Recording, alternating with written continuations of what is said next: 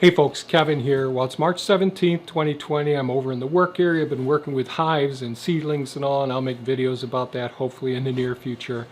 I did get a question from one of the viewers regarding the infectious agent that's a new infectious agent that's affecting everybody around the globe. And right now it's causing a lot of distress among people around the globe as well as, and in the United States here, we just haven't been ready for this. There have been all the telltale signs, and we need to learn from this. And I'll make another video in the future about what we can learn from this disease outbreak. So the question I got was, let's say I survive this infection. Am I now immune to this infectious agent? If yes, can I still be host and transmit the infectious agent to others? Really good question. So I want to break this down and use a couple of terms. So there's four groups I'd like to break this down into. Those who are susceptible, those who are infected, those who recover, and those who die.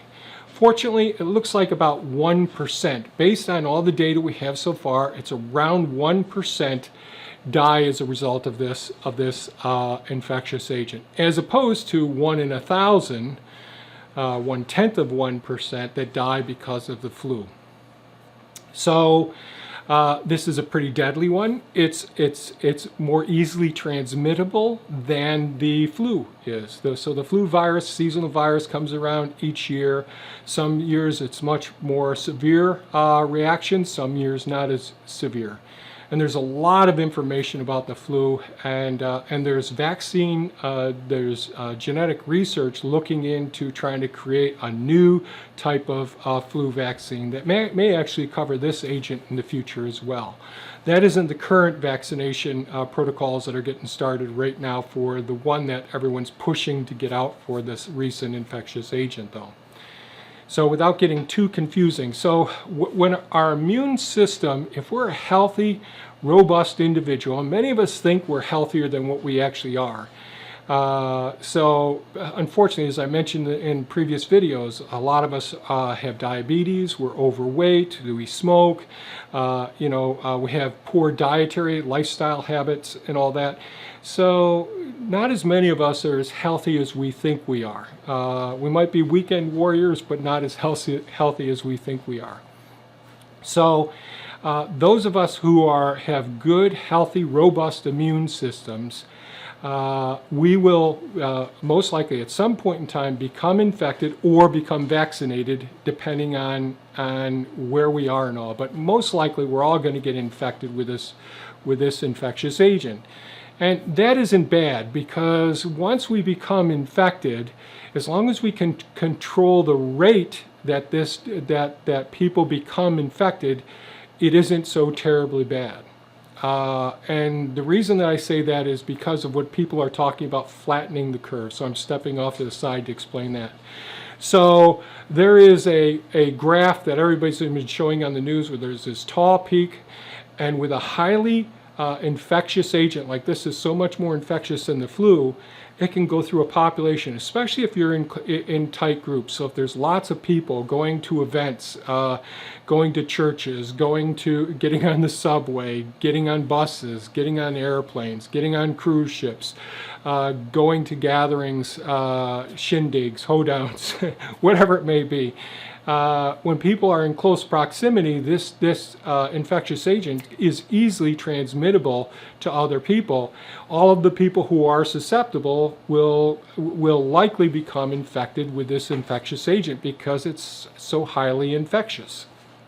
So that's a big concern. So the reason that we want to flatten the curve instead of having this peak, and that we're practicing social distancing, is so that we decrease the rate of people becoming infected and slow that down, because if we enhance our ability to maintain appropriate social distance, we will still get infected, but it will take more time for us to get infected. Therefore, the curve becomes flattened.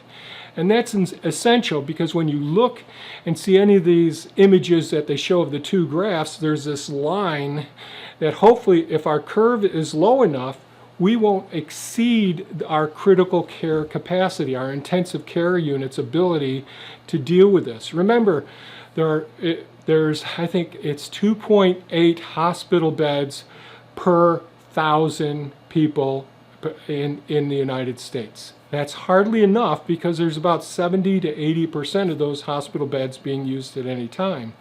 And there are far fewer ventilators available. Actually, I have 3 ventilators that I was going to utilize in a hospital that I was planning on building, that I've got in storage, that I contacted our health department, sent them an email, say I've got these older style 1990s style ventilators that are available if you need them, but they're not nearly as advanced as the new really tech savvy and very automated ventilators that we have nowadays. The types that I used to use are the type that you really had to be monitoring it very closely, and that's a side story. So back to this flattening the curve. If we can flatten the curve, we don't exhaust all of our medically trained personnel. We don't need more ventilators than we're able to come up with. And there's a lot I can say about politically. Our government really hasn't responded. Our Army Corps of Engineers should have been put in place at least a week to 10 days ago. They're experts in establishing hospitals, rapidly getting equipment acquired. These sorts of times need the intervention like we had during World War II. Factories were just converted to make tanks, jeeps, guns, all those sorts of things. And what we need to do is have all our medical supplies. And it's much easier than you think to exceed our medical facilities capacities. Most people don't remember, but just a couple of years ago, after Hurricane, I think it was Maria, that hit Puerto Rico, and after that there was a huge IV bag shortage. So many hospitals were, and it's not just for IV fluids, they're used for putting certain medications that have to be diluted in fluids and delivered very slowly, titrated over a period of time. Many of the medications that we use in our crash carts, those are the things that look like toolboxes when you're in the intensive care unit, and the nurses and the doctors know just what drawer each medication is in. So if we have a cardiopulmonary arrest, we pull out the appropriate medication. I can't tell you how many times there's been shortages of these medications because maybe they're made in India or they're made in China. So we need to really take account of how we're supporting the corporations in the United States to make these medications readily available and have surplus supplies on hand. This is a good time to pay attention to what can happen in the future. If you'd like, I can make a video about the various pandemics historically and some of the ones that have been near misses as well. So there are many. It's very likely that this is just a shout. We've had whispers. This is a shout, and this is going to affect many of us. It's affecting our economy. It's affecting people's emotional well-being as well. It's creating a great deal of hardship for many people all around the world, and some people who are young, healthy caregivers are going to die as a result of this. So we need to learn from this experience and actually put in place some of the systems and backup systems to make sure that we don't have the drug shortages, we don't have the equipment or the facility shortages as well. Enough of my little side trend. So once that infectious agent gets into our body, if we've got an intact immune system, we trigger what's called our acquired immune system. So we make T cells and B cells that are specialized to recognize this cell. And I talked in a previous video about antigen presenting cells and the molecules that attach and the cytokines, interleukins that are transmitted inside of the cell that happens. And I'm not going to bore you with that today. But we have the intracellular mechanisms that get triggered And then we have the cellular interactions which cause multiplication of B cells and T cells that are ready and waiting for if we ever get infected again. Now they mount an immune response, and the B cells turn into plasma cells, make lots of antibodies that neutralize and wipe that out, and we recover. Now in most cases, some of those B cells remain in our circulation, and they're ready when that infectious agent comes back into our body again in the future. And it recognizes these surface molecules on this infectious agent and attacks it right away, so that infectious agent doesn't completely overwhelm our cellular machinery and take it over and just reproduce itself and become easily transmittable to others. So we don't get ill and we don't become infectious to others if we have a really robust immune response. And in most cases, when we have an agent like this, we have an acquired immunity to that infectious agent. In other words, when we get represented with that infectious agent, we don't become ill as a result. We recognize that infectious agent. Our level of illness is relatively mild. We wipe out that bugger right off the bat, and we're not infectious to other people. So we're not replicating this infectious agent. We nip it in the bud before it can take over our host cell machinery. That's in most cases. If you've been infected and you recover and you're on immunosuppressive drugs or chemotherapy, or you have an acquired immune deficiency syndrome going on, then yes, you can become reinfected again. Once you've recovered, and one of the ways that we know that people have recovered, they want to do 2 different tests to make sure that there isn't the antigen in your secretions, and that's considered to be proof that you are no longer infectious to other people, so you can come out of quarantine or isolation. And I'll explain those 2 terms in just a second. So once we recover, we may have lifelong immunity to that as long as we have a competent immune system. And there's lots of things we can do to change the competency of our immune system. A lot of habits we've got here in the United States aren't good for us. So if we recover, chances are you aren't going to be reinfected. But what needs to be done is we need to follow this new infectious agent and follow our antibody response to this over time. So right now the tests that we're using, now there have been other tests, and I've talked about this, CTs doing basically computed tomography, looking at our lungs like a radiograph and looking for these white cloudy-like spots in our usually black lung fields. And that was done in China. It was when they exceeded the capacity of their tests that they were doing. The test that's typically being used, which our CDC decided not to use the World Health Organization's PCR tests, and where we look for the evidence of the virus themselves, some of the RNA that's there, and we amplify that through a scientific process. And so our tests that were initially used here in the United States, we didn't follow the recommendation of the World Health Organization, where all the other countries were using it, and therefore they weren't sensitive enough. They were pretty faulty, and they had to pull them back. So ultimately, we're getting some tests being manufactured at this point. Some of the appropriate tests are out there, so that's good. But this test just tests for the antigen. It tests for the infectious agent itself. We need to develop this antibody test. Now, there are some under development right now, and they'll be readily available in a short period of time. And what this looks for is our immune response to this infectious agent. So over time, after we've recovered, let's say a year from now or 2 years from now, they can do titers on us to see what our level of antibodies, these are the antibodies that fight off the infectious agent that invaded our body. And we look at the titers, how many antibodies we have over time, because some infectious agents you never need to be vaccinated against again, because your immune response is so robust that you never need another subsequent vaccination.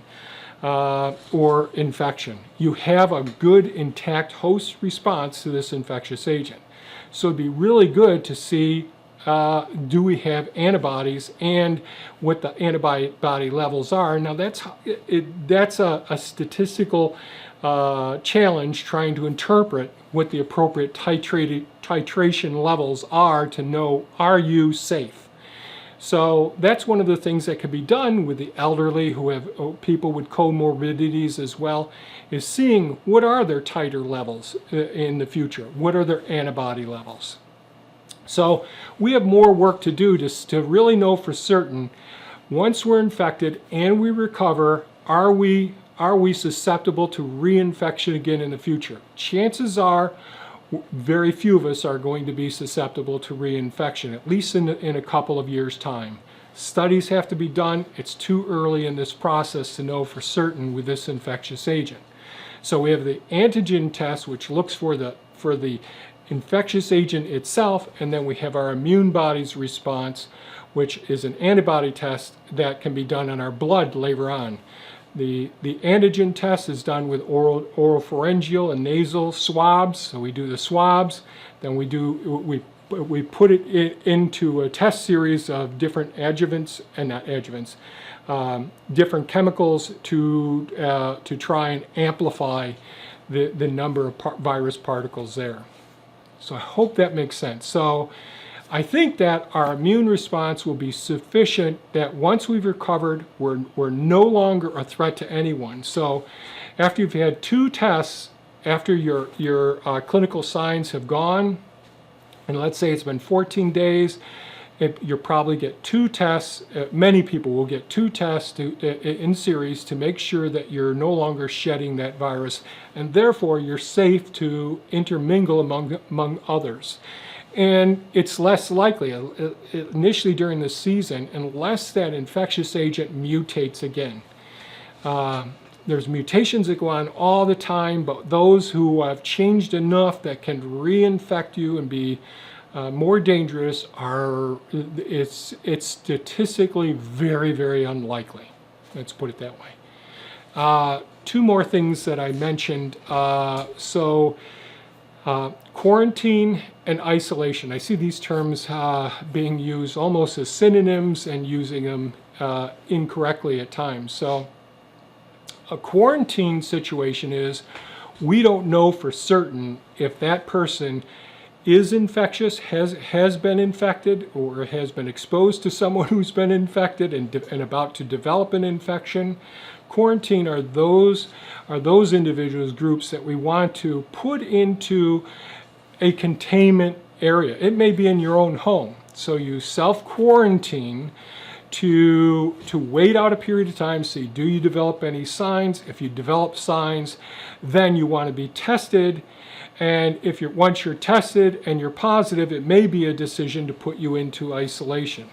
So quarantine are those who are suspicious. We don't know, do you have the infectious agent or not? We don't know the answer to that, so it's best, you've been exposed to so-and-so and this person who are known to be infected. We want to keep you all contained so that we don't get a big peak with a highly infectious agent that's going to affect many other people who are those who have immunocompromised or have other comorbidities or very elderly people. So quarantine is for the ones we don't know. Do they actually have the infectious agent or not? Isolation is, we keep those people who we know, we've confirmed they have the infectious agent, and we want to keep them in a location until they become no longer a risk. So in other words, they've tested twice that they no longer are shedding the virus, spreading the virus in their secretions or in their sputum that they cough up. We want to make sure that they are safe to be let out into the general population. They're no longer highly infectious, they have recovered. So isolation is for those people who have been confirmed infected, and quarantine is for those people who are suspected of having close proximity or suspicious that they could be a risk to other people. And the reason for this, the importance of quarantine is, or self social distancing. I know people are saying social isolation. It's social distancing. So if I reach my arm out to you and you reach your arm out to me and our fingertips touch, that's a little bit too close. So if I cough, my sputum, my little secretions, the little droplets may end up landing on your hand, your face and all, or you may inhale some of the airborne particles, aerosolized particles, if that's the case. So, and you've seen in some of the studies, I don't know if any of you have been reading some of the journal articles and the case studies that have come out from China and Italy, where people have been on a bus and people 3 rows back, 6 rows in front who have been infected. So social distancing is very, very effective for slowing that peak of people being infected. The whole idea of vaccinating people is using something that's either modified live or dead, and you give it to a person, and it's close enough to the live and highly infectious agent that your immune response develops an appropriate response, and therefore with that highly infectious agent that you've been vaccinated for, your immune response is to respond to that infectious agent as if you were previously infected, but you weren't, you were vaccinated. So I think that's about all I want to cover in today's video. It really is important for us to maintain social distancing. And I know there's psychological issues with this. There's going to be hardships financially and all. And maybe it's time for me to go into some of the permaculture principles of our investments and some of the practices that we can do. Now isn't the time to be out there stockpiling lots of things. I think I'll cover one more thing in this. So there's so much misinformation that it's frustrating. So I'll just say this one other thing about masks. Now is not the time to go on out and be buying the N95 masks and all. Our medical workers, the nurses and doctors, and those people out there doing the tests, the technicians and all, need all of those equipment. The time is too late for us all to have the masks at this point because of our shortcomings. We haven't made sure that there is adequate production of these materials and put in storage in the United States. We failed. We don't have adequate production in multiple locations in the United States of ventilators, hospital beds, portable structures for hospital units, negative airflow systems, backup for many of the emergency medications that we use. So we need to increase our best practices for making sure that we have adequate supplies and we don't have shortages during catastrophes. Sorry. Heaven forbid that there's a hurricane or a major natural disaster at this time during this health crisis that we have around the globe right now. We need to be ready for at least 2 bad instances happening simultaneously. So now is not the time to get the masks. However, there's professionals saying the mask isn't going to prevent you from getting infected. That's like telling a cop that, well, wearing a bulletproof vest isn't gonna protect you from getting killed. It's true. If somebody shoots you in the head and you're wearing a bulletproof vest, you may end up dying. The bulletproof vest did not help you in that situation. But we all know, it's just common sense, that bulletproof vest can prevent some of the vital organs within the thoracic cavity from getting torn right apart, whether it's bird shot, buck shot, whatever the hell it is. It can protect that individual wearing that bulletproof vest. And no, these dust masks and the surgical masks are not designed to protect us from infectious agents. They're designed to keep the droplets and materials from our bodies going into the patients when we have them surgically open and inoculating them with an infectious agent or something that's in our saliva or bacteria that isn't highly infectious on the surface of our body and getting into the internal surface of the body. That's what a surgical mask is for. And the dust masks that I have for different equipment and some of the masks that people use for riding their motorcycles or their dirt bikes, they certainly can reduce the amount of materials that are blown out to the other people, so it decreases the transmission of some of these infectious agents. And yes, they can go in around the gaps as well. But I think it's irresponsible to say that it doesn't offer some protection for ourselves, just like saying, okay, bulletproof vests are of no value out there. We need to gear up our government and get our resources in line so we have plenty of these materials for everyone in the future. So that's all I got to say about this. From a search. The Google phone. Well, okay, folks, if you have any comments or questions, please leave them below. If you found this video of value, please give us a thumbs up and share it with your friends. And by all means, folks, stay safe, take good care of yourselves, try not to panic, think about the things you can be doing. I'll make a video about some of the things we can do during difficult times like this in the near future. Thanks so much for watching, folks, and have a great day. Bye-bye now.